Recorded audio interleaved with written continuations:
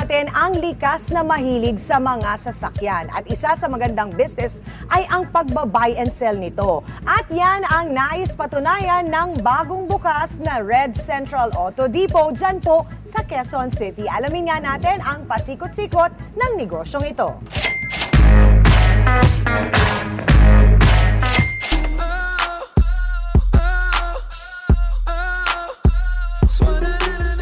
Ganito bang kotse ang trip mo? O di kaya ganito?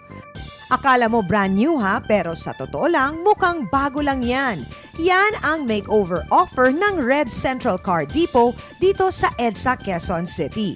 Red as in Romel, Eric at Dennis. Tatlong magbabarkada mula sa iba't ibang propesyon na kalaunan ay nakaisip na magnegosyo together. Si Romel Chan, tapos ng Hotel and Restaurant Management at 11 years naging empleyado sa motor shop.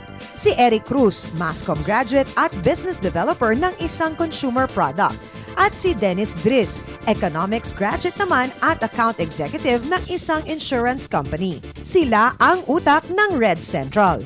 Maaari kang bumili sa kanila ng primera klaseng second-hand na auto dito sa 3,000 square meter na depot. Nabili ko kay Eric yung Explorer.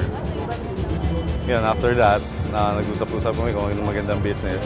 Ayun, sabi ko, ganito, subukan natin, try natin. Kung may alam siyang pwesto, tama-tama may pwesto nga siyang alam. Doon na nag-umpisa. Desidido ang tatlo sa kanilang business idea, kaya wala silang sinayang na oras para ma-implement ito.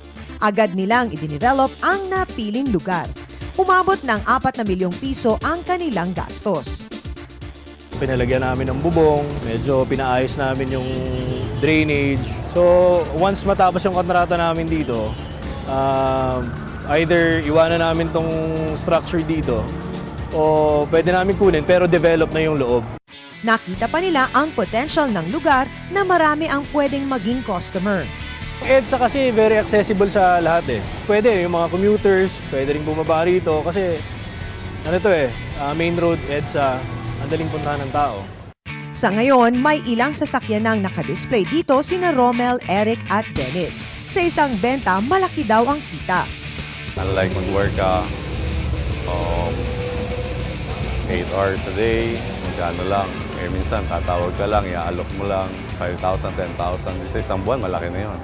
Si Dennis ang namamahala ng finances ng Red Central na sa kasalukuyan ay may halos 300 mga second-hand na sasakyan.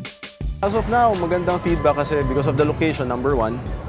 Tapos sa second, kumpleto maganda yung pagka-construct namin. Ang security maayos.